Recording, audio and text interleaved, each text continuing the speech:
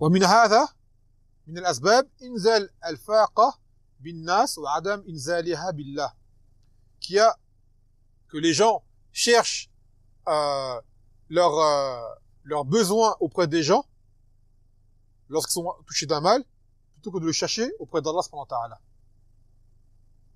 Et là, il y a un hadith du Nabi sallallahu alayhi wa sallam, apporté par Ibn Mas'ud, قال من نزلت به فاقة فانزلها بالناس لم تسد فاقته ومن نزلت به فاقة فانزلها بالله فيوشك الله له برزق عاجل أو آجل.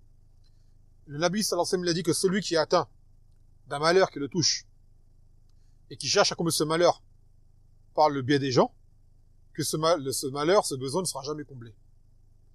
Tandis que celui qui cherche à le combler auprès d'Allah Azza wa Jal, que Allah est sur le point de donner un risque qui viendra rapidement et qui durera. Et dans une version du hadith, bimot ajilin ou ghina ajil, soit par la mort qui viendra rapidement, ou par une richesse qui viendra rapidement.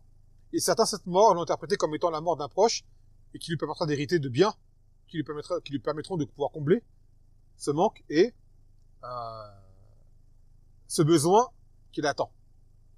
Et ce hadith-là, par rapport aux gens qui attendent, dès qu'ils ont besoin, qui reviennent vers les gens directement, c'est en même temps un rappel pour ces gens qui sont adeptes des cagnottes et des demandes de dons en continu, sans raison valable. Les jam'iyat, associations, et les gens qui demandent pour la da'wah, constamment. Faites des dons, faites des dons. T'as des gens, ils ont un problème, dès qu'ils ont un problème, ils ont une chose, hop, cagnotte pour eux. Wallah, t'as même des gens, ils sont riches, ils ont le moins de problèmes, tout le monde leur fait une cagnotte, ils ont des sommes astronomiques, alors qu'ils en passent à la base, ils n'en ont pas besoin. Et à côté de ça, t'as des gens qui sont peut-être plus loin, dans le réel besoin, qui ne demandent pas, que personne ne calcule. Des sœurs seules, peut-être des orphelins, des frères qui ont des vraies dettes, des choses, personne ne calcule. Mais un tel lui arrivait un malheur, ça y est, ça a été affiché sur les réseaux sociaux, il lui arrivait telle et telle chose, alors que le frère, il est peut-être pas dans le besoin, mais il lui arrivait un problème, classe, cagnotte, et Allah, à l'espace de 2 jours, 20 000 euros. Et sauf le frère lui-même, il est riche déjà. Eh bien ça, c'est un comportement qui est complètement irréfléchi. On ne dit pas qu'il faut pas aider les gens. À ta'awoun, mais déjà aider les gens qui sont dans le besoin réellement, concrètement. Les gens qui sont dans le besoin, réellement, et également, ils n'ont pas affiché cela sur les réseaux sociaux. J'ai une dette, il m'arrivait telle chose, il m'arrivait telle chose. Tu vois, ça c'est contraire aux enseignements prophétiques. Là, c'est-à-dire, en faisant cela, tu attends ce que les gens te donnent. Directement. Plutôt que de revenir vers Allah Azza wa Jal. Mais si les gens connaissent quelqu'un qui est dans le besoin, c'est sunnah d'indiquer les gens, aider un tel dans le besoin. C'est sunnah de faire cela. D'accord? Tu connais une personne dans le besoin, réellement, et tu dis aux gens, je connais une sœur dans le besoin, tel endroit, aidez-la. Et tu indiques qui elle est. Ou tel frère dans le besoin, tu indiques qui il est. Ou une famille, tu indiques qui il est, les gens vont l'aider. Il n'y a pas de souci par rapport à ça. Ou tu as aussi également ces gens qui te font des demandes de dons, de sommes astronomiques pour faire des écoles en France. C'est quoi la fête de faire une école en France? Elle ferme encore plus vite qu'elle a été ouverte. L'argent sera perdu. Et cette école-là, jamais on va t'apprendre le haqq. Sache-le bien. La dernière fois, je l'avais bien dit. En France, on va jamais t'apprendre le haqq. Sache-le.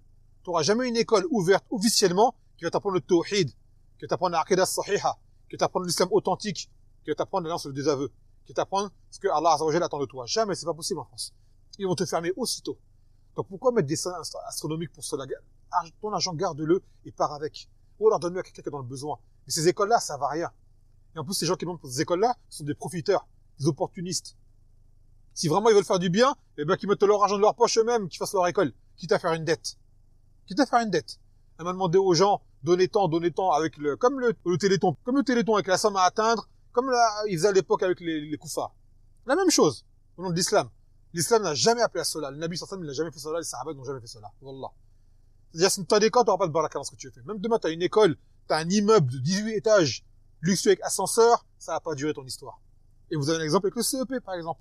Le palmier. Regardez ce qu'il y a au palmier. Et combien d'écoles, pareil, ont été ouvertes sur la mendicité, et finalement, vont finir par disparaître. Ça revient à ce que le Nabi sallallahu alayhi wa sallam nous a informé. Aynam. Ou pareil, les associations, pareil, qui demandent tout le temps de l'argent aux gens, pour des choses que Allah n'a pas demandé de faire. Et ben, au final, regardez bien, prenez avec l'argent. Les gens, ils sont pas clairs. Et au final, ils finissent par se faire dissoudre, ou se faire fermer, ou même ils se divisent entre eux, par rapport à l'argent. Et, ils sont éprouvés par bien des mots. Wala'adhu billah.